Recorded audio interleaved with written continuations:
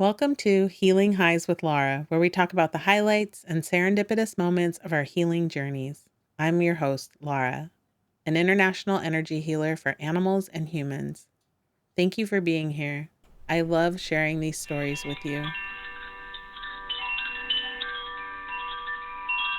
Hi, everyone. Welcome. I'm so excited today to have our next guest. Our guest is Mazie Soto. She's a healing centered mentor, and she practices and studies Ayurveda, Yoga Nidra, and ancient healing traditions. Thank you so much for being here. Thank you, Laura. Thank you for having me. I want to jump right into the ancient healing traditions because you and I chatted a bit about those. And I just thought that would be a great place for us to start because they're really fascinating. Can you tell us more about what those are? Yeah, so currently I am following learning from a teacher from Mexico. His name is Felix Yautenamitl Teocuacuatl. And so he comes from a lineage called the tradition is the Black Tezcatlipoca. He studied since he was 12, 13, and it's an oral tradition that gets passed on generation to generation. So there's like no texts that are available at the moment. And so I feel like that was one of the spaces where it was synchronicity, because there is no way that I would have found this teacher on my own. And I feel like my path, learning Ayurveda, then finding the curanderas evolution with my current teachers, Atava and Vero, where a cohort of like 20 people, we are learning traditions from Mexico for our own healing practice. It's not a certification that we're trying to get. We're basically there to learn from each other and learn traditions that haven't been really accessible to us. And I think since 2020, because of everything coming online and just things have been more accessible. And this is one of the groups that led me to finding my current teacher, which I'm very excited because it's sort of like a bridge between Ayurveda and my lineage of like, oh, we did have this too. We also had practices for healing and for following the seasons and time and noticing our environment and learning from my environments on how to take care of ourselves. Ah, that's so great.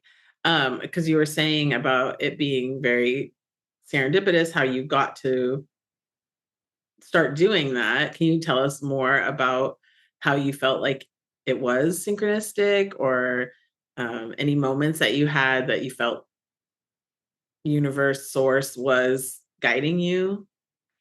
Yeah, I mean, definitely finding my current teacher, Felix. He's from an area where I grew up. I grew up in Ecatepec, and he lives in Ecatepec in Mexico. And to me, it was like, wait a minute, like you can make this Yeah. up.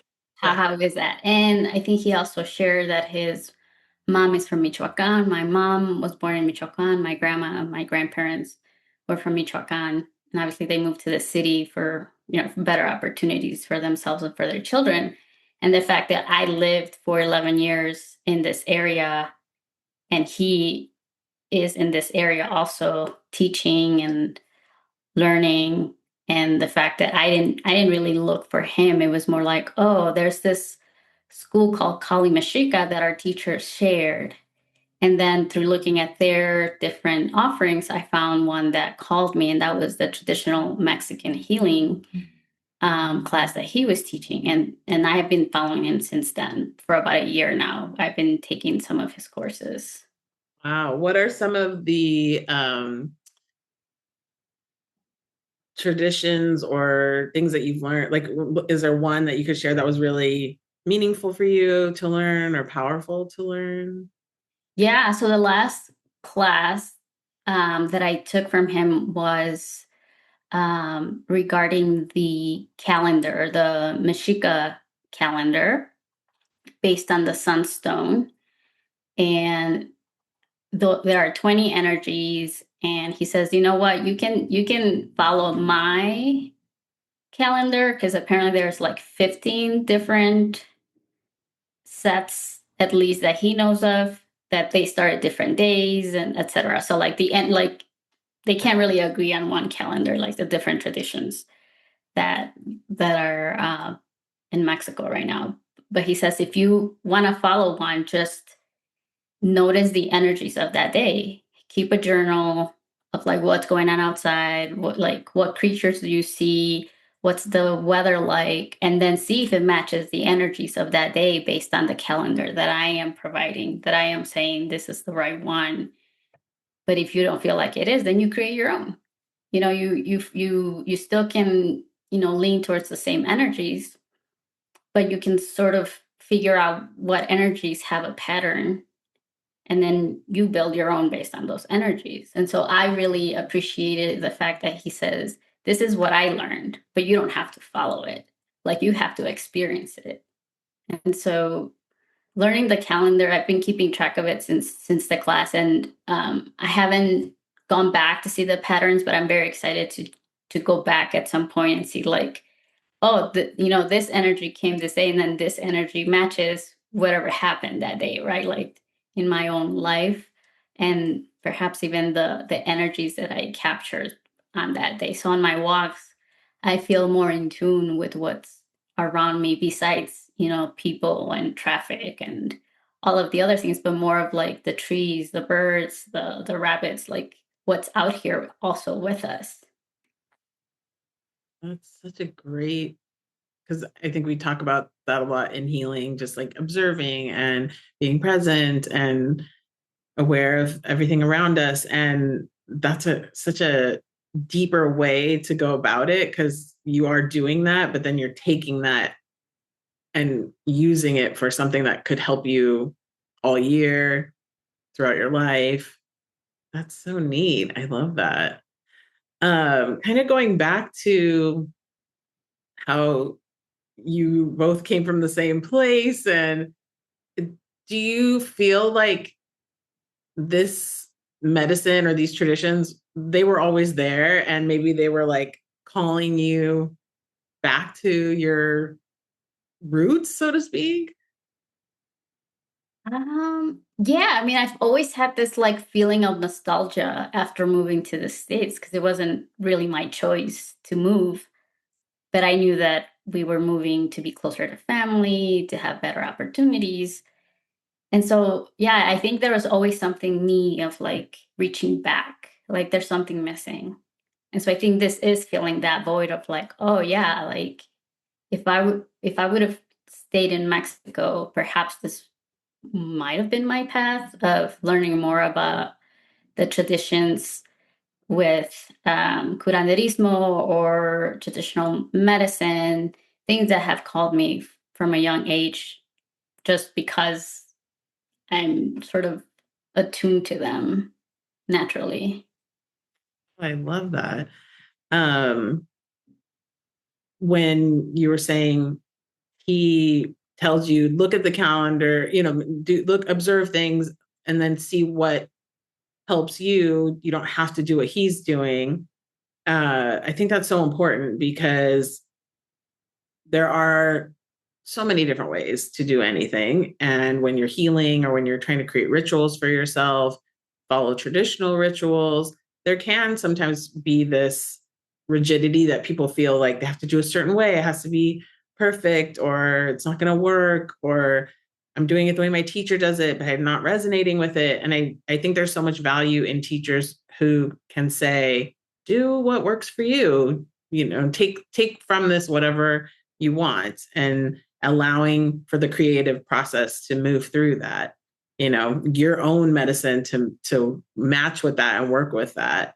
Have you found that that's something that you really resonate with, or that really helps you with your own healing? Yes, definitely. Even with Ayurveda and yoga, uh, back when I started, yoga was just an exercise, right? Like it was just part of a class that they offered in my gym, and it was power yoga. And I did it once a week. it wasn't until I did my certification that I understood that it's deeper. And even that, like, I didn't even practice every day. Like, and now I know that consistency is key. And so when we are trying to do too many things at once, they're not going to stick. And so with Ayurveda, there's like very simple practices. And we're also living a modern life where we don't have the time to devote to ourselves as perhaps, 4,000 years ago people might have had. Like the priorities were different. And the way that I have, try to keep up with consistent with practices is how can I embed them into my day? Like, this is what I do. Like, what will work and what won't work because I know it's gonna fall off. And so Yoga Nidra is one of the things that I do every day without fail. And so for me, it's like the minute I wake up, I turn on my Yoga Nidra because I know that I won't skip it. Same thing before going to bed. What do? I turn on my Yoga Nidra because it's a lot easier for me to stick to it. So if I try to do it at midday, sometimes it's not going to work Yeah. because for me, I may have other priorities and then I won't have that consistency that I've seen that it really has helped me be centered and be more focused.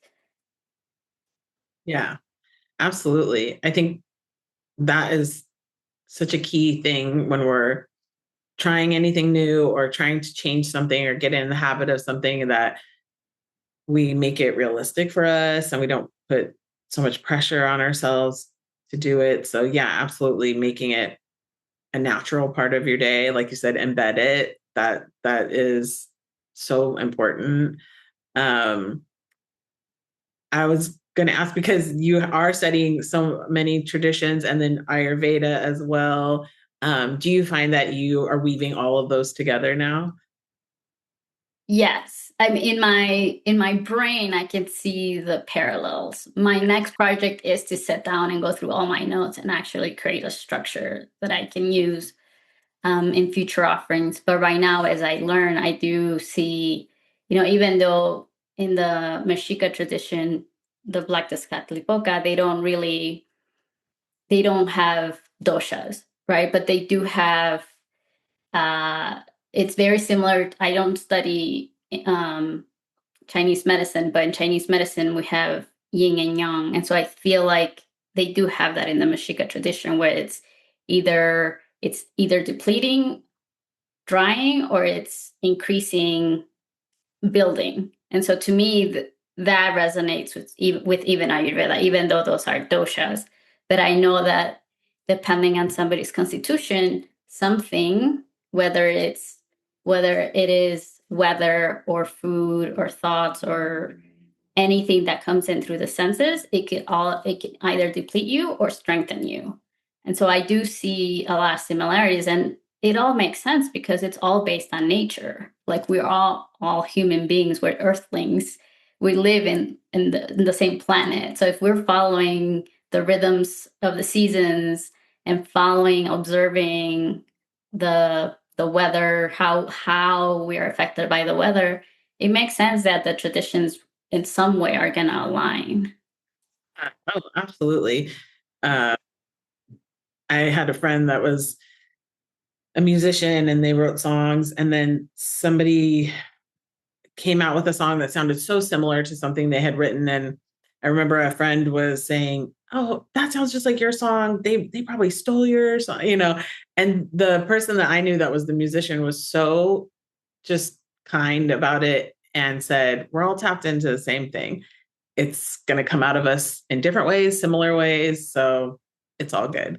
And I loved that response. I learned so much. I was just an observer of that interaction. And I learned so much from that, because I thought all of that is true, in the way that, like, we're seeing similarities in all the different religions or ways to heal, because it is all coming from the same place. And then also not taking that so seriously, in the way of saying, well, that's mine and you took it. Well, they also channeled that information. So I think like what you're saying is so similar to that, and so true that it is all coming from the same place, and we can take it and make what is going to help us and what we feel we could bring forward to help other people. Mhm. Yeah. You and I had talked about that when you were looking back at kind of your journey, you saw these moments that were, you know, if you, I think you were saying it was like an aha moment. Yeah. Can you tell us more about those? Uh, yeah, I mean, in retrospect, everything seems aligned. At the moment, it didn't. I was, if I look back at 11, I was at a conference. I was unhappy at the job that I was at. And just being at this conference and watching everybody building their own lives or building something that they thought was, you know, helping the Latino community, because it was centering Latinos, and I thought, oh my God, like I could probably do my own thing, whereas I just kept misusing my energy by trying to change a place that didn't want to get changed. And so like my just going to that place, just like it was like a switch flipped. It's like, what are you doing? You could be using the same energy towards building or trying to get out of this place rather than trying to fix it. And Mm. so that was like, I was like, okay, I'm not gonna complain about this place anymore. I'm gonna focus that energy towards what I want. And eventually I took another job, and is like just my the way I was seeing things just changed. Like I could build what I want, or I could just complain about where I'm at and not do anything about it. And so that was one. And it didn't dawn on me until later that it was 11 that day that I was at the conference. And so now like numbers seem to guide me. The current job that I have, one of the reasons why I applied is because the address was 111. And I was like, I'll apply. I don't know what's going to happen. And so, um, yeah, numbers are very strong with me.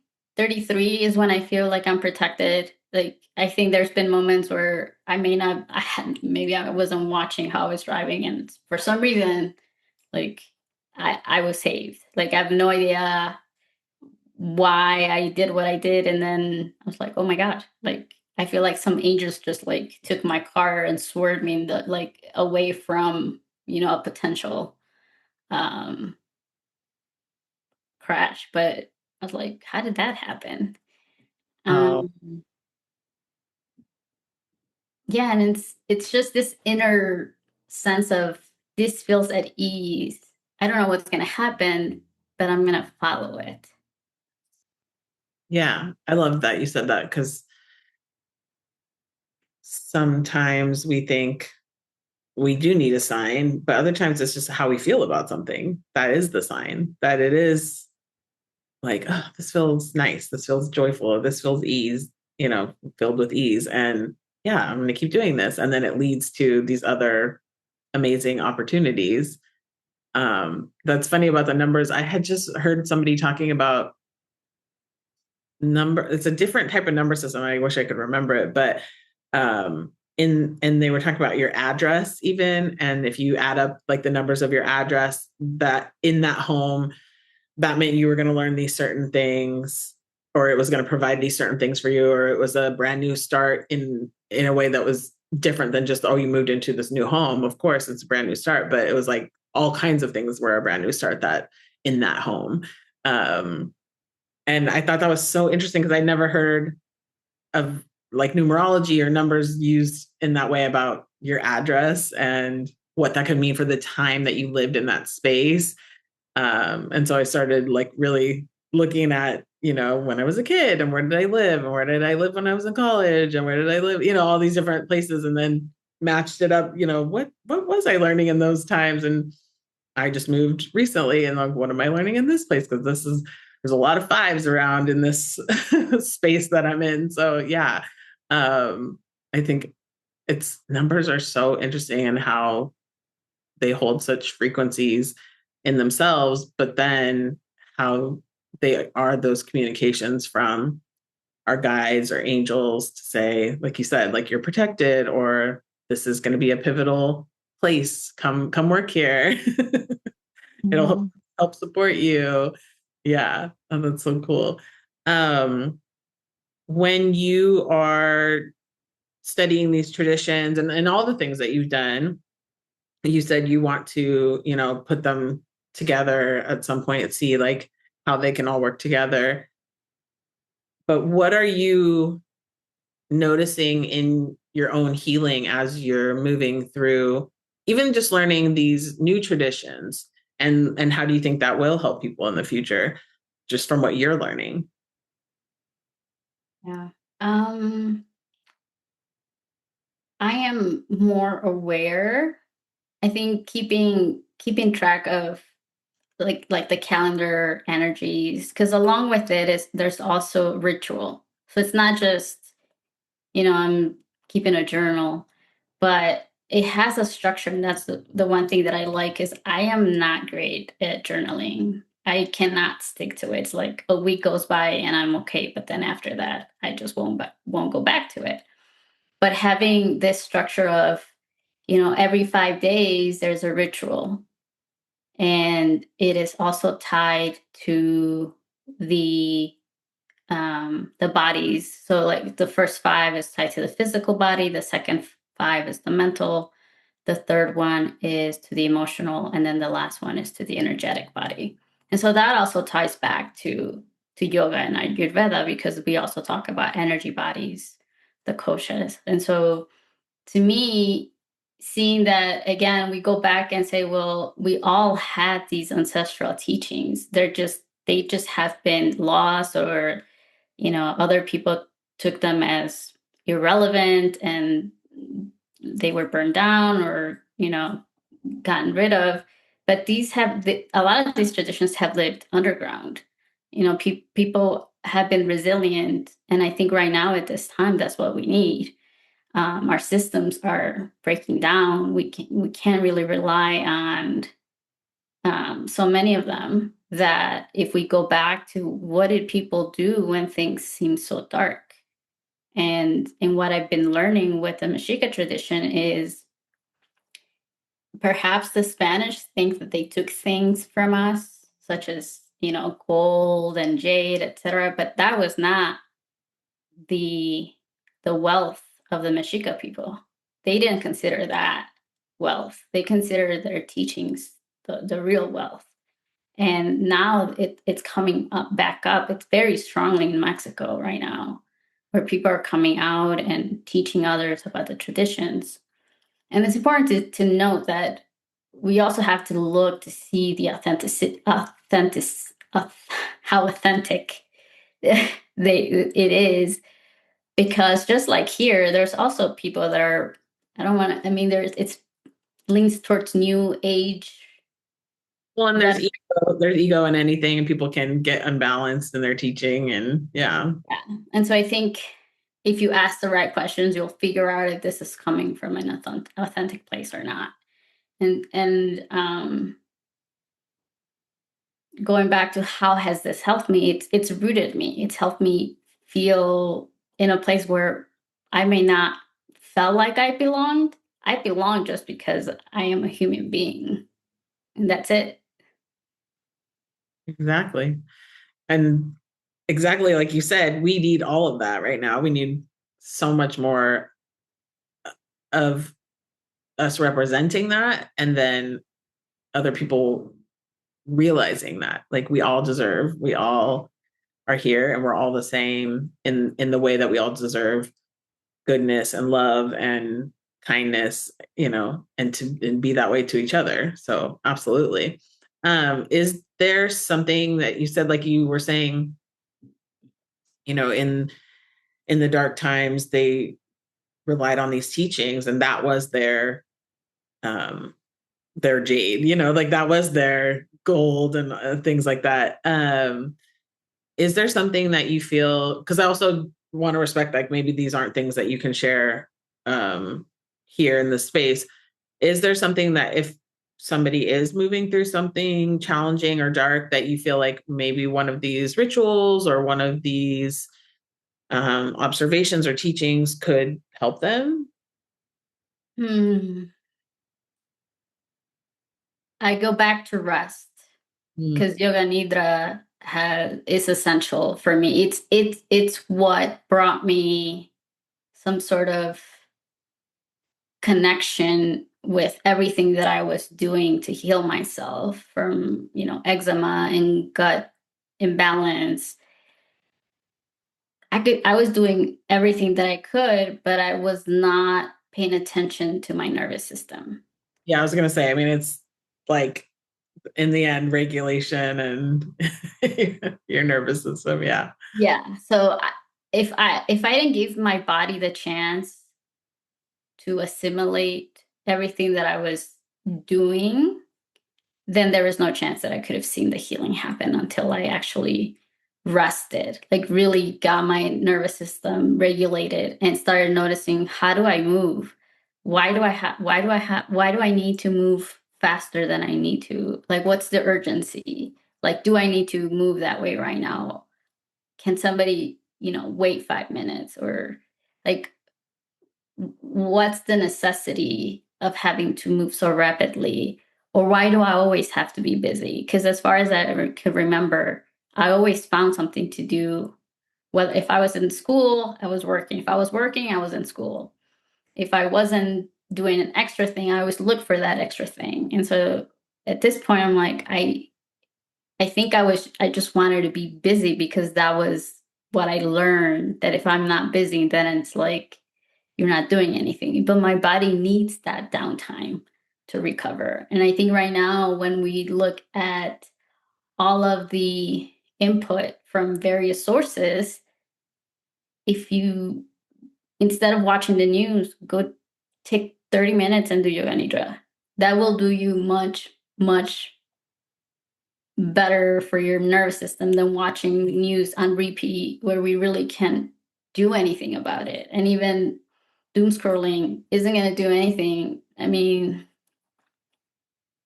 I think we need more rest. We need our nervous system to like slow down, breathe, remember who we are. If in this moment we can't do anything about what's happening, at least we can serve ourselves in better ways. Oh, yeah, absolutely. I think rest, I think a lot of us, like you said, you can do so many things, like take these supplements, do this, try that. But in the end, if you're not resting, that's the biggest challenge for your body then to even integrate any of that and restore. So, yeah, I think rest probably is like the number one thing we need to do and more of, and the biggest challenge for a lot of people. And then I love what you were saying about needing to like find more to do, and if you're working, you're in school and doing both, because one, we know it's our society is wants that, right? Like they want us to keep working and keep busy and keep buying things and ingesting all this information. But I think there's like an Instagram or something that says like rest as a revolution or rest as resistance or something like that. Because It's the nap ministry, yeah. yeah, yeah, that's it. Yeah, because that is like the easiest thing you could do to fight back. To take a nap or rest or do yoga nidra, something. And everyone can do it and it's free and it's better for you and it's better for all of us. Um I You were making me think of my dad because his parents are from Spain and Mexico, and um the ancestry is, they just work hard and they have multiple jobs and day into night working. And so my dad, being the youngest of nine and grew up in that environment, it's our uh, genetics. I remember being around like in his 50s or 60s. And I went to a friend of mine that's a medium, and he said something like, yeah, your grandpa's coming through and saying, you just took a vacation, but don't get back on it, And I was like, oh yeah, that makes sense because that was his personality. And so I told my dad that, and it got us into this conversation of like, my dad doesn't rest. He had a job since he was in fourth grade. And he just, when he was 82, I think, and the pandemic started, he retired because of the pandemic. And he was like, am I retired? Is that what this is? Like, he didn't even understand like what that means and how to do it. Cause we would try to push him, like, take vacations, take breaks. And it's just like so ingrained in so many different cultures in our DNA and the genetics and then our society too. And we're just surrounded by that, like, go, go, go, go, go, keep going, do more and do more. And so I do think what you're saying is so important, that's like the biggest thing is, yeah, just rest. It's that Mhm. easy.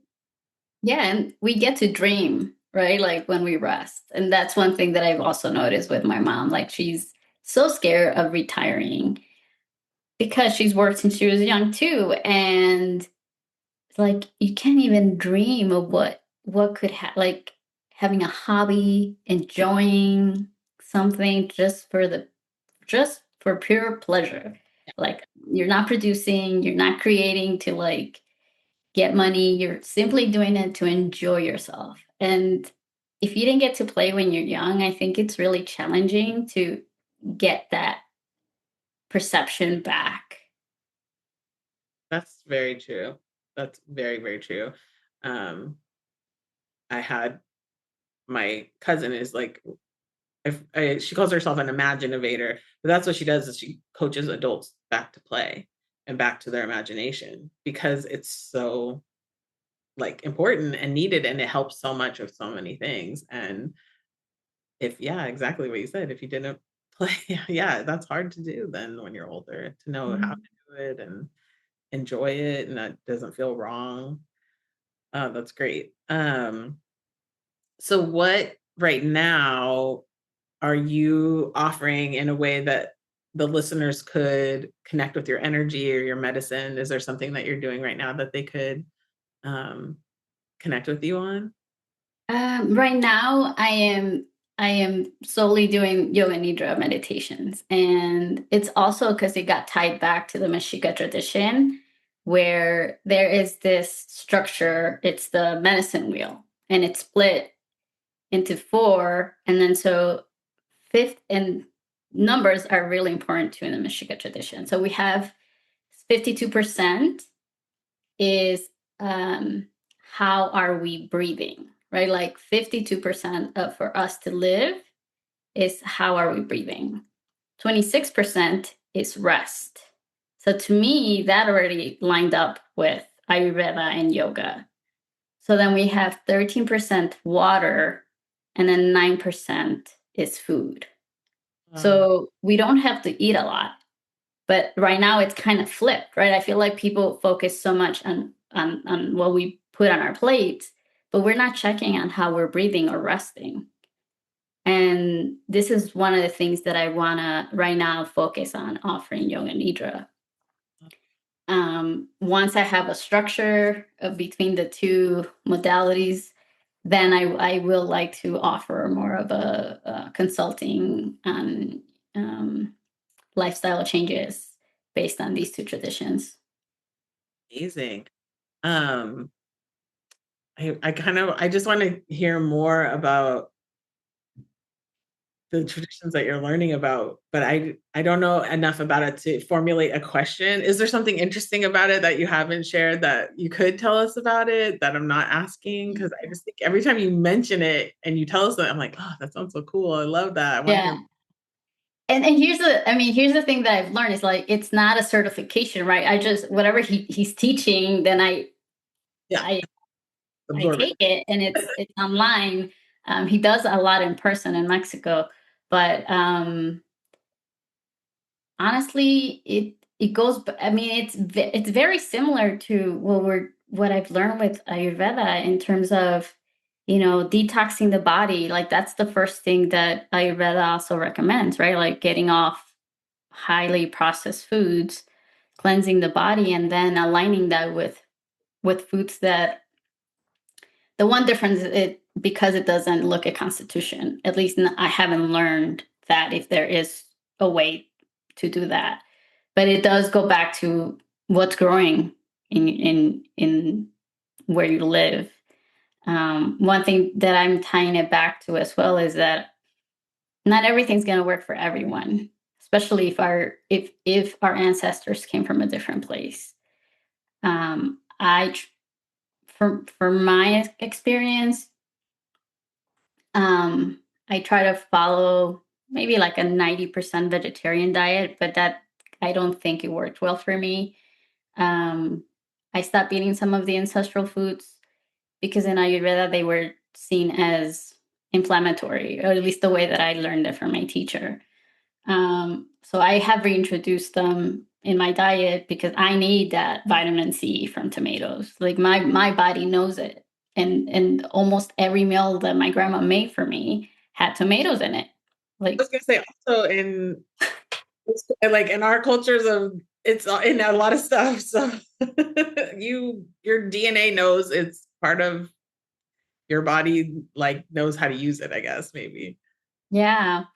So I I would I mean, I find it fascinating that they have this structure, but at the same time, it's also a little bit elusive to me because I haven't put it all together. I mean, I've learned herbalism with him. I've learned some like curanderismo techniques from him. The calendar, then there's the energies. I learned about a few of the energies, feminine energies. And so I'm excited just to keep learning from him because it's like I'm putting a puzzle together every time I take another course. Um, Something came to my mind and it just completely like left me. But um yeah, I don't If it comes back later, just yeah, I'm just like I know. excited. I hate when that happens. Oh, that was Yeah, like the energies. Yeah, I would say like the energies on itself, it's the medicine right now for me. Just following that and keeping track of my own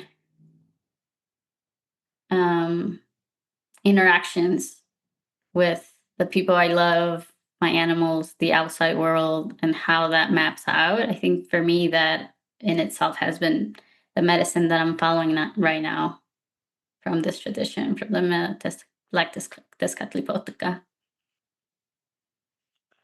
kind of along. Well, actually, I was going to ask you because when you and I chatted, you mentioned the skincare. Are you still doing? Uh, yeah. So um, last year I relaunched my skincare here in Colorado after moving 2 years ago. Tomorrow I will be at a market here in Longmont, Colorado at the Cinco de Mayo festival. My products are available online. They are organic, fragrance free, essential oil free. They are infused with herbs, crystals, sunlight, and moonlight. And so they're quite intentional. They take me a bit of time to make them because it's a whole process of interacting with the plants, interacting with the energies, choosing carefully the crystals that I chose for each of my products. So it's been very fun to recreate them from what I had started a couple of years back. Once I figured out that I didn't want to use products that contain water, because if it contains water, then that means they contain some type of chemical to sustain them. And also Colorado's pretty dry, so it's been really helpful to just use my own products rather than rely on something that's going to just evaporate and not nourish my skin. So yeah, they're out there and at Ayurveda mazieskincare.com.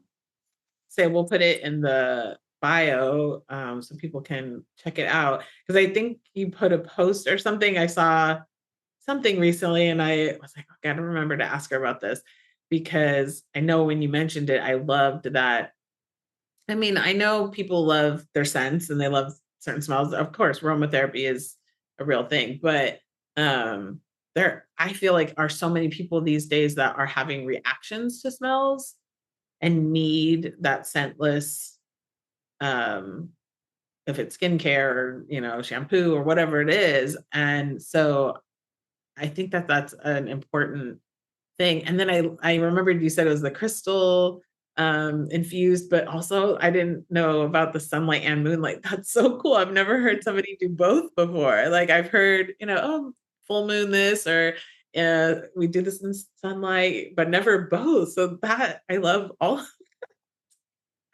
Yeah, well, I feel like one of the recommendations from our teacher, Felix, if we wanted to plant corn, was to put it out in sunlight because you want to activate it. And so I'm like, oh, yeah, that's what I've been doing to my oils, right? Activate their essence. And then with the moonlight, it's more like a calming energy, right? Like it's more infused with that calm and that feminine energy. Exactly. Oh, I love that. Okay, yeah. Now, like Mother's Day is coming up. It's good gift. Go check it out. Is there anything that I didn't ask that you would like to share with us? Your Um, journey, about anything that you study? Yeah, so another teacher that I've been following for years, and that's um, Yoli Mayaye. She's been my teacher for about 10 years now. After doing my yoga teacher training, I was kind of disillusioned. Like, I was like, I'm not fine. I mean, as a person of color, you kind of get used to sometimes of being the only person of color in certain places, but I was kind of tired of it. And then all of a sudden, I saw her image on this Yoga Chicago magazine. I was like, oh my God, there's this teacher of color. I was like, let me see who she is. And she was teaching not too far from where I lived in Evanston. And she was offering full moon gatherings. And I mean, I just align with her teachings and the way she taught. She's been teaching me about decolonization. Um, she learned um, tantric yoga, but it's from a matrilineal lineage, so it's completely different than what you will see generally in the marketplace. Um, I my yoga nidra training was with her, along with Uma Dismore Tuli and Nirlipta Tuli. And right now, I'm also taking her classes. I mean, I've been taking her classes for a while, but since COVID, she's been doing a lot online.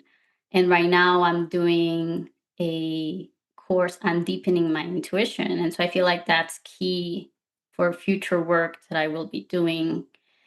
And I know I have, and I mean, everybody has an intuition, but right now, like what I'm learning is really learning about how my body reacts. Like what is my language? What's my intuitive language, and recognizing it, not just following it. Like I previously said, that there's just this knowing, this sense of ease.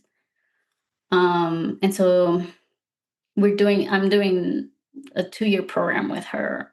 And that's where I probably will learn how to restructure these two modalities. And so Yoli is great. Like I think she's guided me in a lot of ways. She was actually the one that pointed me to my Kuranderex teachers. And so that sort of led me to find Felix. And I feel like Ayurveda in itself was like also opened the door for me to like be open to learning more from other teachers as well. And I'm glad that you brought that up because I can see how it has been so important for you and that it will continue to be important to what you're offering to other people. Yeah, Mhm.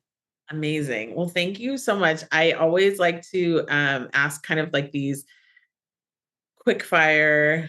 This season, I'm calling it cosmic lightning round. So sometimes it ends up not being that fast, but they're just like more like fun questions. and not like such a deep answer. So the first one is, what animal guide do you feel in your life right now? Hawk. Ooh, that's awesome. I love that. See that this is the problem because I want to be like, why? Like, and then it's not quick.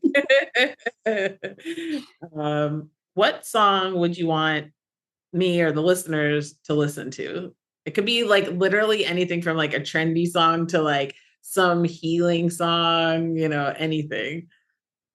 I go back to Bomba Stereo with Soy Yo. It's like, I don't know, it's a theme for me. Like, this is who I am. Like, Soy Yo, Bomba Stereo. Okay, I'm writing it down because at the end of the season, I want to make a playlist of all of the songs that everyone says. I think that's going to be such a like tapestry of music. Uh, Another one kind of on the similar, is there a book that you would recommend? Oh my goodness.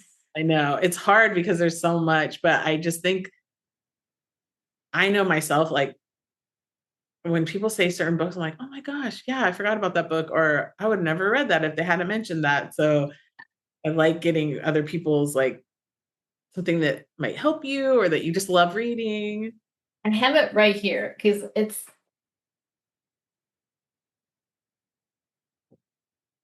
called, if you want to learn more about the Mexicah tradition, it's called Seeds of the Universe. Perfect. I love that. Okay, I wrote that down. Um, what's the author, just so I can make sure in case there's It is Adrian Cosca Coatl. okay, perfect. Of course, spell checks like that's change that to Coco. What is your favorite place where you really felt like was so magical?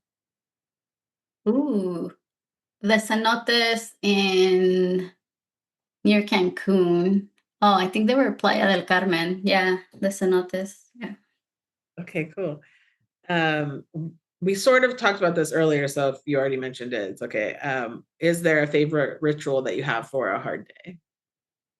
Yoga Nidra. Okay. Something just kind of silly. What's your favorite ice cream? Ooh, chocolate cherry. Oh, wow. Okay, cool. And what is something that you're proud of? Ooh. I'm proud that I continue to learn about myself through these healing practices and feel more and more content with who I am. Lovely. I love that so much. I think that's something all of us deserve. Yeah. Amazing. So the last thing that we do is we always end the podcast asking the void a question. So I'll ask the question, um, and we'll see what the answer is. So my question today, and it's been so many episodes that I'm always hoping I'm not repeating a question. Void, what is your favorite book? Life, the universe, and everything. Interesting. Okay. All right. uh, Thank you so much for spending the time with us and telling us about you and what you're learning. And I think we've learned so much about a lot of different traditions through you. And I really appreciate you being the voice for all of that, because that's my hope, is more of us can learn more and more about. There's just so much that, like you were saying with the oral traditions, it's so valuable and we can all learn so much from it and be reminded of things we already know. And I just appreciate you taking this time and being able to, tell us all about what you're moving through and what's helped you. So thank you. Thank you, Laura. It's been a pleasure to share all the things that I love. Thank you. Yeah. So listener, thank you for being here. And I wish you so much joy and serendipity on your healing journey. And I know our paths will cross again. Thank you so much.